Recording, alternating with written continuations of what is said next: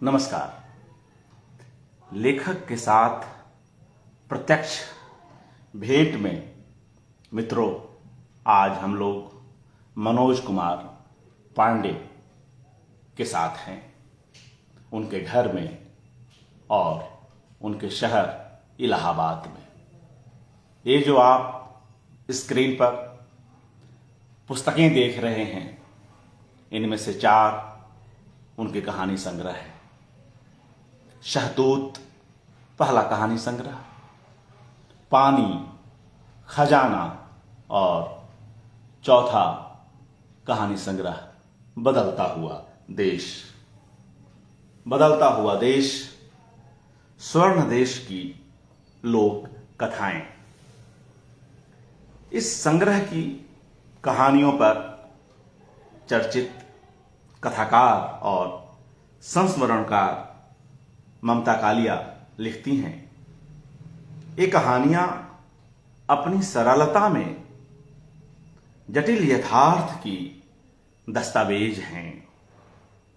मनोज समय के सघन अंधेरों पर रचनाओं की रोशनी और रोशनाई डालकर बताते हैं, बचो बचो, इस फैलते अंधकार से बचो। यही एक लेखक का कर्तव्य होता है। मित्रों, यह जो बिल्कुल किनारे रखी हुई पुस्तक है, वह हाल ही में प्रकाशित मनोज कुमार पांडे की प्रेम कविताओं का संकलन है। प्यार करता हुआ कोई एक। इसमें बड़े ही आत्मपरक ढंग से कवि प्रेम को, प्रेम के विभिन्न रूपों को, स्मृतियों को, संस्मरणों को लाता है और कवि का प्रेम कई कई रंग में ढलता है। एक कविता है इसी संग्रह से, प्यार करता हुआ कोई एक से, चाह। उसको पढ़ता हूं और उसके बाद मनोज कुमार पांडे को आमंत्रित करता हूं, मगर कविता पाठ के लिए नहीं, 2 कहानियों के पाठ के लिए। वे 2 कहानियां कैसी हैं और उनका क्या महत्व है, इस पर कुछ देर में चर्चा करता हूं। पहले चाह शीर्षक उनकी कविता को सुनते हैं। चाह एक तलाश है अंतहीन, एक तड़प है अछोर, एक प्यास है रेगिस्तान जैसी। मैं दुनिया की सभी तलाशों, तड़पों और प्यासों को आपस में जोड़ देना चाहता हूं, आपस में जोड़ देना चाहता हूं और इस सब के बीच कहीं गुम हो जाना चाहता हूं। मैं जी भरकर रोना चाहता हूं, उसके बाद चैन से सोना चाहता हूं। यह जो जी भरकर रोना है और यह जो चैन से सोना है, इस आकांक्षा में कभी बहुत कुछ अनकहा छोड़ जाता है। पाठक अपने अपने हिसाब से उसका अर्थ लगाएं।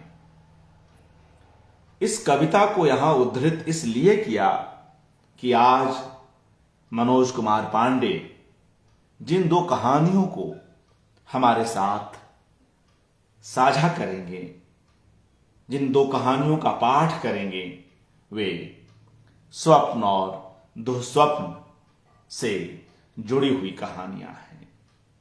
कहीं न कहीं उसमें भी वे तड़प, वे बेचैनी हमें दिखाई पड़ती हैं। स्वप्न की शैली में या कहिए सपने के फॉर्म में लिखी हुई इन दो कहानियों को आज हम सीधे कहानीकार से सुनेंगे।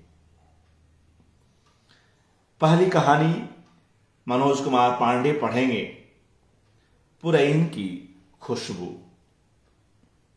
संभव है आप में से कई लोगों ने इसे पहले सदा अंधेरा में पढ़ा भी हो, मगर कहानीकार से सुनने का आनंद कुछ खास हो उठता है।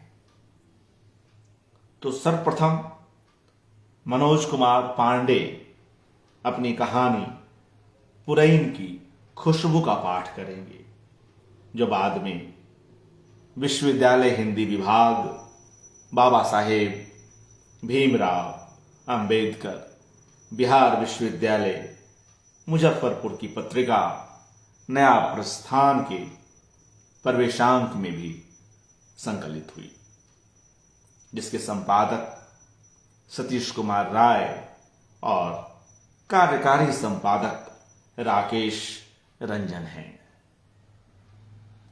एक और कहानी सुनेंगे इसी थीम पर, बिल्कुल अलहदा कहानी। थीम एक है मगर कहानियां किस तरह से अलग हैं इसे हम जानेंगे। वह दूसरी कहानी है जिसका उन्वान है उसी के पास जाओ जिसके कुत्ते हैं। उसी के पास जाओ जिसके कुत्ते हैं। यह हिंदवी में प्रकाशित हुई और बाद में प्रभात खबर दीपावली विशेषांक 2021 में भी। तो आइए मित्रों, हम मनोज कुमार पांडे जी को स्क्रीन पर लाते हैं और उनसे आग्रह करते हैं कि वे अपनी इन दो कहानियों का हमारे लिए पाठ करें। मनोज कुमार पांडे जी, नमस्कार, स्वागत। नमस्कार अर्पण जी, बहुत बहुत शुक्रिया आपका कि आपने घर आकर के मुझे इस तरह का मौका दिया।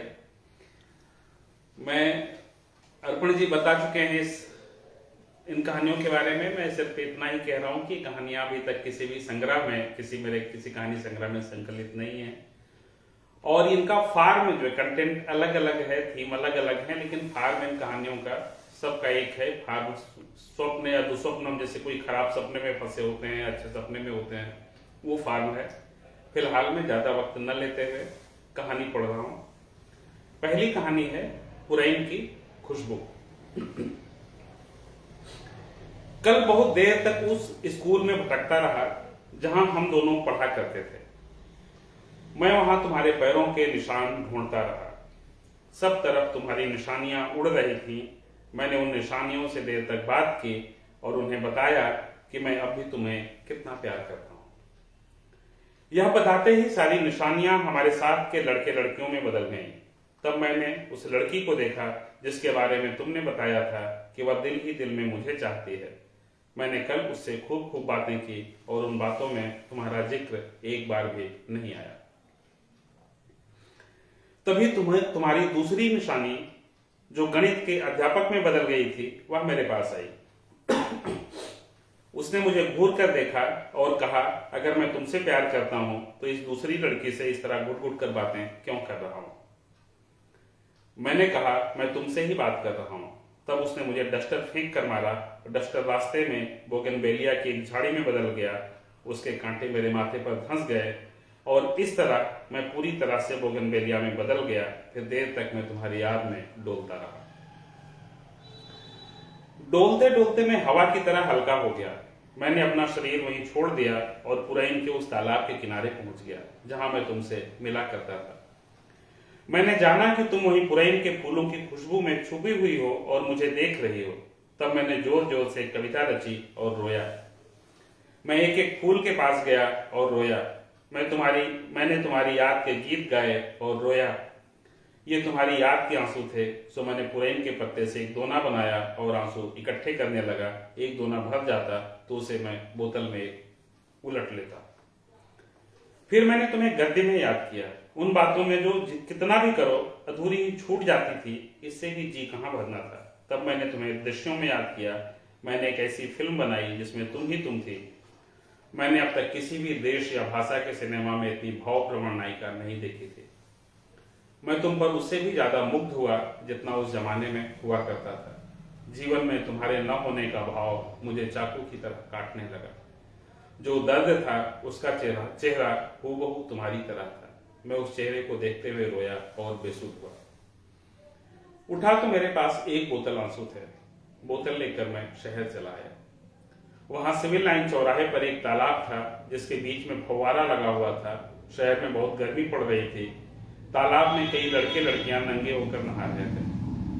मेरी भी नहाने की इच्छा हुई, पर मैं वह तालाब पीछे छोड़ आया था जिसमें पुरैन के फूल खिले हुए थे और जिसके किनारे मैं तुमसे मिला करता था, जिसमें एक बार कपड़े पहने पहने हम साथ में नहाए थे और तुमने घर जाकर बताया था कि पुरैन के फूलों को तोड़ने के चक्कर में तुम पानी में गिर गई थी और कपड़े भीग गए थे। मुझे उस तालाब की याद आई। मैंने अपना बैग नीचे रखा और तालाब किनारे बैठे भिखारी से उसका कटोरा मांगा। कटोरे में एक लड्डू था। मैंने लड्डू खा लिया और कटोरे में पानी भर भर कर नहाने लगा। इस बीच किसी ने शिकायत कर दी कि तालाब में कुछ लोग नंगे होकर नहा रहे हैं। मुझे इस बात का पता तब चला जब पुलिस आ गई। पुलिस ने तालाब में नहा रहे लोगों से पूछा कि क्या वे नंगे होकर नहा रहे हैं, तो उनमें से एक ने जवाब दिया कि उन्होंने पूरे तालाब को पहन रखा है और उनके कपड़े भी आलीशान कार में हैं जो तालाब के किनारे खड़ी है। कार देखते ही पुलिस ने उन लोगों से नमस्ते की और मेरे पास आ गए। मैंने तुम्हारी यादों को पहन रखा था जो हवा के तारों से बुनी हुई थी। दोनों ही चीजें दिखाई नहीं पड़ रही थी, इसलिए पुलिस मेरे पास आ गई। मैंने सोचा कि उन्हें प्यास लगी है शायद, इसलिए एक कटोरा पानी उनकी तरफ बढ़ा दिया। पुलिस वाले ने पानी गिरा दिया और कटोरा लेकर रख लिया।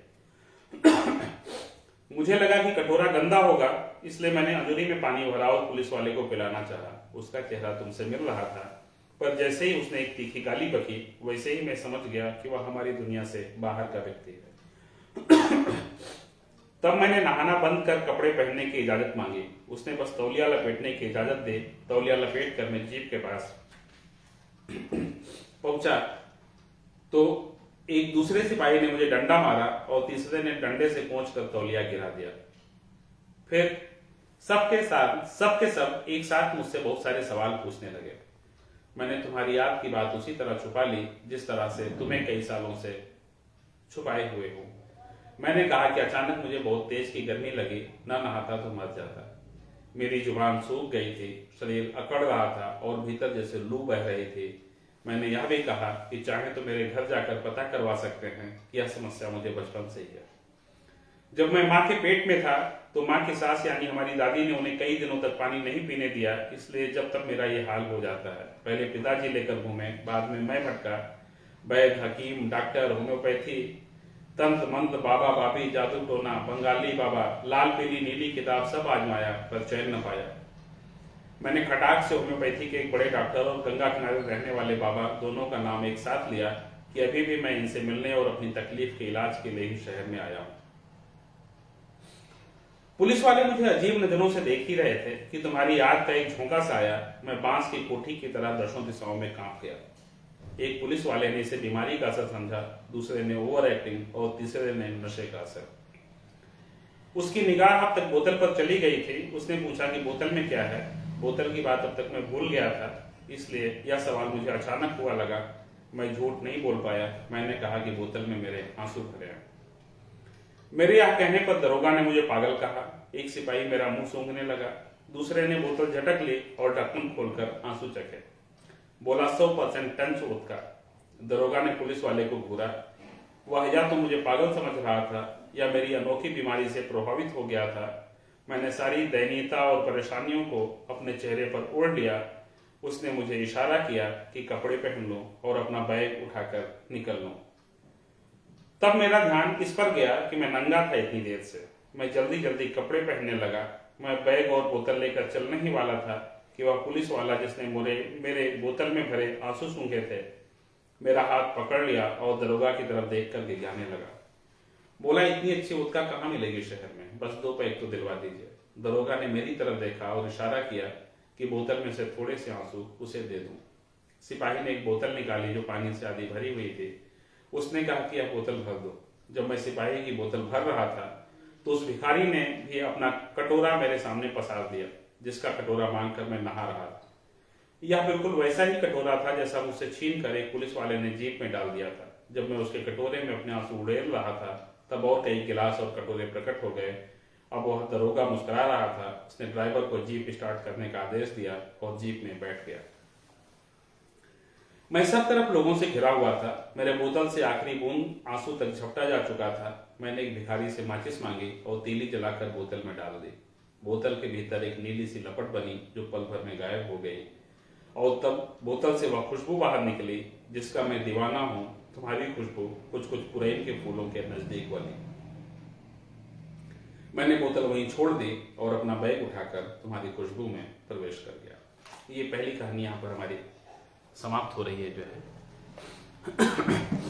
इसके बाद मैं अपनी दूसरी कहानी पढ़ रहा हूं, उसी के पास जाओ जिसके कुत्ते हैं। ये एकदम भिन्न मिजाज की कहानी है। इसको तो कहानी शुरू कर रहा हूं। मुझे पता भी नहीं चला कब ये कुत्ते मेरे पीछे लग गए। जब पता चला तो मैं पसीने पसीने हो गया।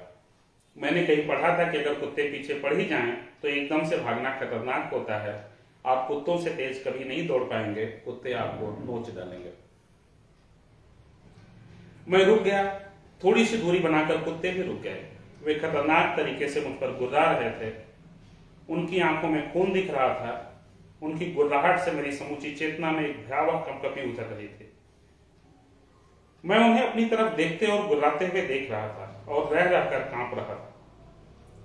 उनकी लंबी लंबी लटकती हुई जीभों से लार टपक रही थी। इस तरह से देर तक रुके रहना भी खतरनाक हो सकता था, इसलिए मैंने धीरे धीरे पीछे सरकना शुरू किया। कुत्ते भी गुर्राते हुए मेरी तरफ बढ़े। तभी मैंने देखा कि वे भेड़ियों की तरह मुझे चारों तरफ से घेरने की कोशिश कर रहे थे। मेरे रोए रोए में सिहरन दौड़ गई। पल भर के लिए मैं जैसे जड़ हो गया। मेरी जड़ता तब टूटी जब एक कुत्ते ने मेरी पिंडलियों में अपने दांत गड़ा दिए। मैं चीखते हुए भागा। कुत्तों का वह समूचा झुंड मेरे पीछे लग गया। मैं अपने जीवन में इतनी तेज कभी नहीं भागा था। इसके बावजूद कुत्ते नजदीक ही आते लग रहे थे। पीछे मुड़कर बार बार कुत्तों को देखने की वजह से मैं कई बार गिरते गिरते बचा। कुत्ते इतने नजदीक थे कि अगर मैं एक बार भी गिर जाता तो मुझे उनकी खुराक बनने से कोई नहीं रोक सकता था। मैंने भागते हुए तय किया कि अब पीछे मुड़कर नहीं देखूंगा। मेरे सीने में हथौड़े चल रहे थे। मैं बहुत देर तक भाग नहीं सकता था। किसी भी पल मेरा दम उखड़ने वाला था। इसी के साथ कुत्ते मुझे नोच खाते। भागते हुए मैंने खुद को कुत्तों द्वारा नोचे जाते हुए देखा। नोचे जाते हुए मेरा चेहरा सपाट था, जैसे किसी भी तरह का एहसास ही समाप्त हो गया हो। यह सोचना ही असहनीय था। और इसी के साथ मैं जमीन पर उभरी किसी चीज में फंसकर लड़खड़ाया। मैंने हवा में उड़ते हुए नीचे देखा कि वह किसी पेड़ की जड़ थी। जड़ है तो पेड़ भी होगा। मैंने पेड़ की एक डाल जैसे जादू के जोर से पकड़ ली। इसके पहले कि मैं खुद को पूरी तरह से डाल के ऊपर ले पाता, मेरे नीचे लटकते हुए पैर को एक कुत्ते ने अपने जबड़े में भर लिया। मेरे दोनों हाथ और दूसरा पैर डाल के साथ संतुलन बनाने की कोशिश में थे। पेड़ ही दोबारा काम आया। उसने अपनी एक सूखी टहनी मेरे हाथों में थमा दी। मैंने एक हाथ और एक पैर के सहारे पेड़ पर लटके हुए दूसरे हाथ से कुत्ते पर जैसे अपनी पूरी ताकत निचोड़ते हुए हाथ चलाया। टहनी कुत्ते के सिर में लगी और वह वहीं पर ढेर हो गया। मैंने जल्दी से खुद को डाल के ऊपर खींच लिया। तब तक पेड़ के नीचे कुत्ते ही कुत्ते जमा हो चुके थे। मेरे पैरों से खून टपक रहा था जिसे वे गुर्राते हुए हवा में ही लपक ले रहे थे। मैंने पेड़ पर नजर दौड़ाई। मुझे कोई ऐसी जगह चाहिए थी जहां मैं थोड़ी देर तक बैठ सकता। मैं बेतरह हाँफ रहा था। मुझे थोड़ा वक्त चाहिए था कि मैं अपनी सांसें सम पर ला सकूं। मेरी आंखों ने वह जगह खोज ली और पेड़ की डाल को मजबूती से पकड़े हुए मैं उस तरफ बढ़ा। इसी के साथ गुर्राते हुए कुत्ते भी उसी तरफ बढ़े जो मेरे टपकते हुए खून के लिए एक दूसरे पर गुर्रा रहे थे। इसके पहले कि मैं दो चार लंबी सांसें खींच पाता, मैंने देखा कि कुत्ते भालू की तरह पेड़ पर चढ़ने की कोशिश कर रहे हैं। पल भर के लिए मेरा खून जम सा गया, पर जल्दी ही मैंने पाया कि पेड़ पर पहले से होने की वजह से मैं उनका पिछवाड़ा लाल कर सकता हूँ। मैंने एक मोटी सी टहनी खोजी और कई कुत्तों का पिछवाड़ा लाल कर दिया। वे पिपियाते हुए नीचे गिर गए। मुझे लगा कि मैंने उनसे पार पा लिया। पर यह मेरा भ्रम ही था। पेड़ के नीचे कुत्ते ही कुत्ते थे। वे एक दूसरे पर चढ़ते हुए चारों तरफ से पेड़ पर चढ़ने की कोशिश में थे। मैं उन्हें मारते मारते थक जाता, तब भी वे कम होने का नाम न लेते। मुझे किसी भी तरह से यहां से निकलना था, इसके अलावा मेरे बचने का कोई दूसरा उपाय नहीं था। मैंने पेड़ पर सब तरफ निगाह दौड़ाई। बगल से होकर एक नदी बह रही थी। घबराहट के मारे मेरी उस तरफ निगाह ही नहीं गई थी। नदी में बहुत सारे लोग सैर सपाटे पर थे। एक मोटर बोट भी दिखी जिस पर पुलिस वाले सवार थे। अगर मैं किसी भी तरह से नदी में पहुंच जाता तो इन कुत्तों से बच सकता था। पेड़ की एक शाखा नदी के पानी को छू रही थी। बस मुझे उस पर से होते हुए जाना था और नदी में कूद जाना था। यह मेरे सोचे हुए जितना आसान नहीं साबित हुआ। नदी के राहत भरे दृश्य देखते ही हुए मैं थोड़ा असावधान हो गया था, जिसका फायदा उठाकर दूसरी तरफ से कई कुत्ते पेड़ पर चढ़ आए थे। अब मेरे पास जरा भी समय नहीं था। कुत्ते पेड़ पर मुझे दोबारा चारों तरफ से घेरने की कोशिश में थे। मैं नदी की तरफ जाने वाली शाखा की तरफ लपका और लगभग दौड़ते हुए नदी में कूद गया। कुत्तों को अंदाजा नहीं था कि मैं यह करने वाला हूं। मेरे दौड़ते हुए मेरे पीछे लपके। मेरी किस्मत अच्छी थी कि मैं उनकी पहुंच से दूर रहा और नदी में कूद गया। यह भी किस्मत की बात थी कि जहां कूदा वहां पर नदी में पर्याप्त पानी था। कुत्ते ऊपर से भौंक रहे थे, नीचे से गुर्रा रहे थे, पर अब मुझे उनका डर नहीं था। नदी में पुलिस थी। मैं पुलिस की मोटर बोट की तरफ लपका। पुलिस ने मेरी बात धैर्य से सुनी, पर उनकी तरफ से मुझे टका सा जवाब मिला। मुझसे कहा गया कि यह सबसे बड़े हाकिम का वीवीआईपी घाट है और वे उन लोगों की सुरक्षा के लिए यहाँ पर तैनात हैं, इसलिए चाहकर भी कुछ नहीं कर सकते। पुलिस ने कहा कि मुझे अपने आप को कुत्तों के हवाले करना होगा, जिससे कि सबसे बड़े वाले हाकिम की सुरक्षा पर कोई आंच न आए। मैं यह काम नहीं करूंगा तो पुलिस वाले खुद मुझे कुत्तों के हवाले करने पर मजबूर हो जाएंगे। शुरू में मैंने इसे मजाक समझा। मैंने कहा कि मैं इस समय मजाक सहने या समझने की हालत में नहीं हूं। मेरी सांस फूल रही है। कुत्तों ने मेरा पैर नोच खाया है। कृपया मुझे सुरक्षा दें और मेरे उपचार की व्यवस्था करें। पुलिस वालों ने कहा कि यह सब करना फिलहाल उनके लिए संभव नहीं है। ज्यादा से ज्यादा वे मेरे लिए यह कर सकते हैं कि मुझे नदी पार करने की अनुमति दें, उसके आगे मेरी किस्मत। अब तक मुझे समझ में आ गया था कि यह मजाक नहीं था। मैं भय से जड़ हो गया। मैंने इतनी चौड़ी नदी इसके पहले कभी पार नहीं की थी, पर अभी मेरे पास बचने का कोई दूसरा उपाय नहीं था। मैंने तैरना शुरू किया कि पीछे से एक दयालु पुलिस वाले ने कहा कि कब तक भागोगे बेटा, बचना है तो उसी की शरण में जाओ जिसके आप कुत्ते हैं। इसके अलावा कोई भी तुम्हें नहीं बचा सकता। पुलिस वाला और भी कुछ कह रहा था, पर उसे पूरी तरह से नाउम्मीद मैं आगे बढ़ने लगा। ठीक इसी समय मेरे मन में एक ख्याल आया, जिसके आते ही मैंने खुद को कोसा और यह बात मेरे मन में पहले क्यों नहीं आई। मुझे लगा कि यह सबसे बड़े वाले हाकिम का घाट है, तो जाहिर है कि यहाँ जो भी हैं वे उनके बहुत ही करीबी लोग होंगे। उनमें से कोई मेरी मदद के लिए तैयार हो जाए तो पुलिस वालों को उसकी बात सुननी ही पड़ेगी। मन में यह बात आते ही मैं उन लोगों की नाव की तरफ बढ़ा। मैं उनसे कुछ कह पाता, इसके पहले पुलिस वाले ही हरकत में आ गए। एक बेवकूफ ने मुझे गिरफ्तारी की धमकी दी। मैंने कहा प्लीज सर, मुझे गिरफ्तार कर लीजिए। जवाब में उसने कहा कि वह मुझे गिरफ्तार कर कुत्तों के झुंड के बीच फेंक देगा। यह धमकी कारगर होती उसके पहले ही सबसे बड़े वाले हाकिम ने पुलिस वालों से पूछा कि यह क्या तमाशा है। मैं तो सबसे बड़े वाले हाकिम को देखकर ही खुश और निश्चिंत हो गया था। मैं कुछ कह पाता उसके पहले पुलिस वाले ने मेरा मुंह दाब लिया। दूसरे पुलिस वाले ने विनम्रता से आगे बढ़कर उसे कुछ बताया। बदले में सबसे बड़ा वाला हाकिम खुश हो गया। उसने कहा कि इस आदमी को पकड़ो और इसकी कुत्तों से कुश्ती कराओ। मैंने कभी कुत्ते और आदमी के बीच सचमुच की कुश्ती नहीं देखी। अगर यह कुश्ती जीत गया तो मैं अपने घर के गेट पर नौकरी दूंगा। यह कहकर उसने गर्व से मेरी तरफ देखा और बोला, अब तो खुश हो ना, बहादुरी दिखाओ, कुत्तों को हराओ और कुत्ते की जगह पर नौकरी पाओ। पुलिस वाले उस आदमी की हर बात पर गंभीरता से हंस रहे थे। यह बात आप जैसा कोई दरिया दिल ही कर सकता है सर। मैं सरपट भागा। मैंने जिन लोगों को इंसान समझ लिया था वे तो इंसान ही नहीं थे, और जो भी थे वे कुत्तों से तो ज्यादा ही खतरनाक थे। मुझे अपने पीछे देर तक उनकी डरावनी हंसी सुनाई देती रही।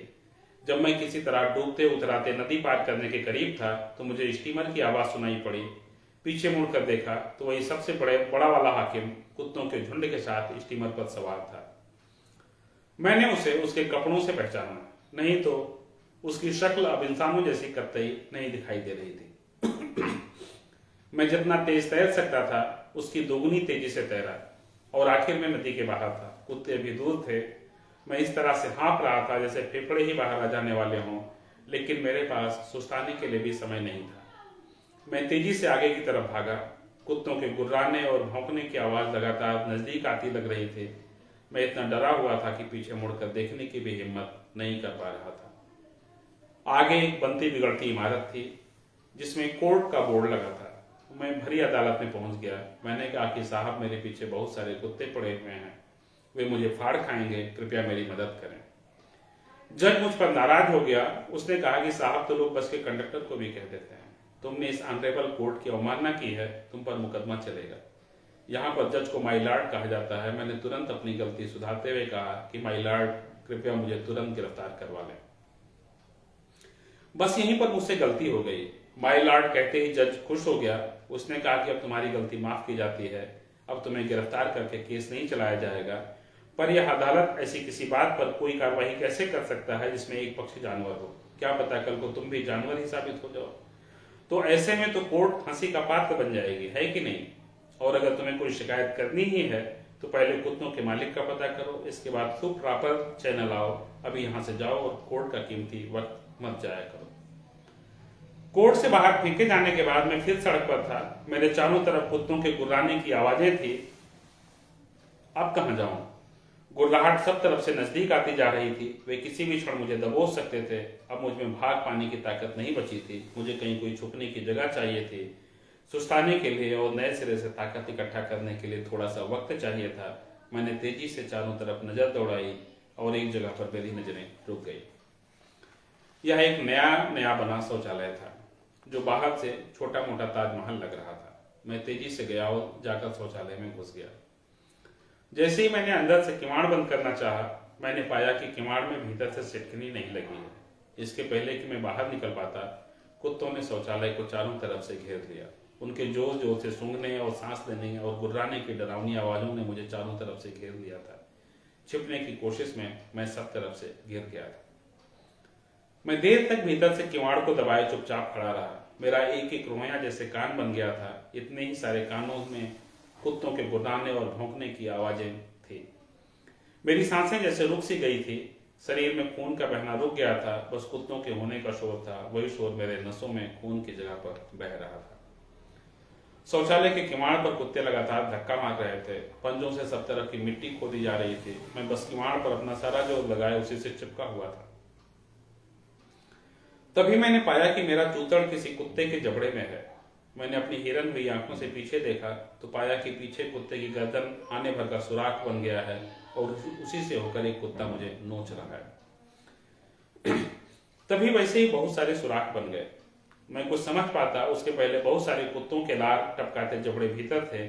पल भर में मेरे शरीर को सब तरफ से न जाने कितने जबड़े अपनी अपनी तरफ नोच रहे थे। मैंने किवाड़ खोलने की कोशिश की तो पाया कि अब यह बाहर से बंद था।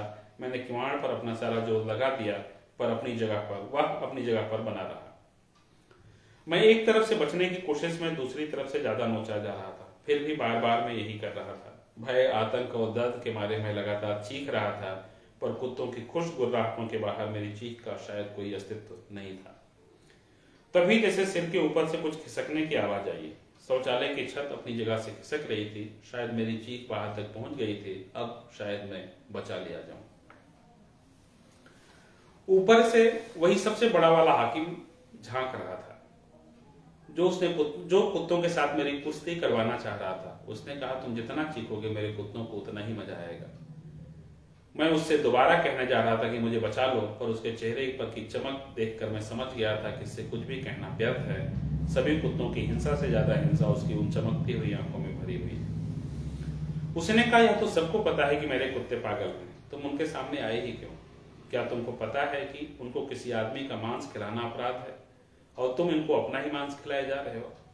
क्या तुम्हारे मन में हमारे पवित्र कानूनों के लिए जरा भी जगह नहीं है? तुम्हारे ऐसे लोगों की वजह से मेरे कुत्तों की बदनामी होती है और तुम तो लगातार गलती पर गलती किए जा रहे हो। तुम्हारे मन में इस व्यवस्था के प्रति जरा भी इज्जत है या नहीं? मैं जानता हूं कि मेरे कुत्ते आदमखोर हैं। मैंने उन्हें इसी तरह से ट्रेनिंग दी है क्योंकि इसी में तुम्हारा हित है। माना कि ये थोड़े ज्यादा ही खूंखार हो गए हैं पर यह भी तो सोचो कि ये ना हो तो दुश्मन कुत्तों से तुम्हारी रक्षा कौन करे। अपनी आन बान शान बची रहे, इसके लिए जरूरी है कि ये कुत्ते खूंखार बने रहें। इसे में तुम्हारा भी हित है, इसे में तुम हमारे मुल्क की भी बढ़ाई है। जब उसने मुल्क कहा तो उसके जबड़े से ठीक वैसे ही गुर्राहट भरी आवाज आई जो बेदार शरीर नोच रहे कुत्तों के जबड़ों से आ रही थी। इस आवाज से खून रिस रहा था। मुझे पता था कि मेरा खेल अब खत्म था। मैं उतना ही हिल पा रहा था जितना कुत्तों की खींचतान से हिल सकता था। खुशी की बात एक ही थी कि मेरा चेहरा अभी भी कुत्तों की पहुंच से दूर था। मैंने उसी का सहारा लिया।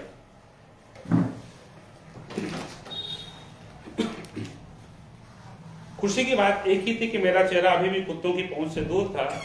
मैंने उसी का सहारा लिया। मैंने अपने भीतर के सारे डर, आतंक, दर्द और घृणा को अपने मुंह में इकट्ठा किया और बचे हुए सारे दम के साथ सबसे बड़े वाले हाकिम के मुंह पर थूक दिया। बहुत बहुत शुक्रिया आप सबका कि आपने इतनी देर तक मुझे वक्त दिया, कहानी सुनी। बहुत बहुत धन्यवाद जनसुलभ पुस्तकालय का और अर्पण जी आपका भी धन्यवाद मनोज जी, इस बेहद प्रभावी कहानी पाठ के लिए। मित्रों, हमने आज मनोज कुमार पांडे जी की इन 2 कहानियों को सुना और किस तरह कहानियों में प्रयोग हो रहे हैं और वे प्रयोग कितने आवश्यक हैं, हमने इसे भी जाना। जब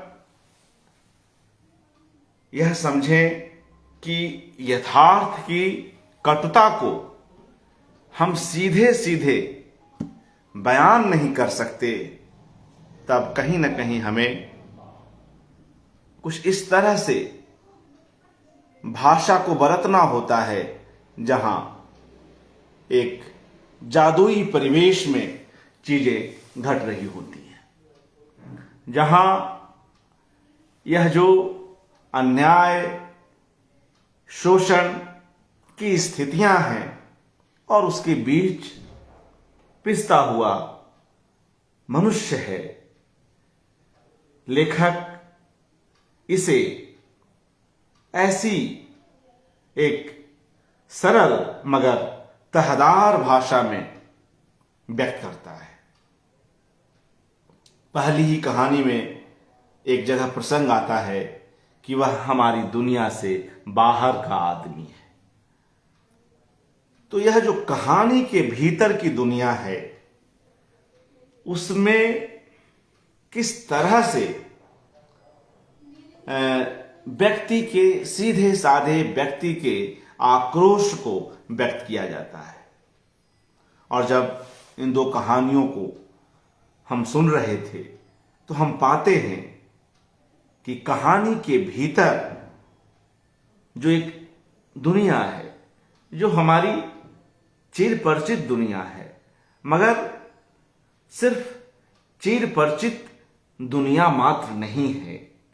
वहां चीजें कोई भी रूप ले सकती हैं, कोई भी बंद द्वार खुल सकता है, कुछ भी किसी तरह से घटित हो सकता है।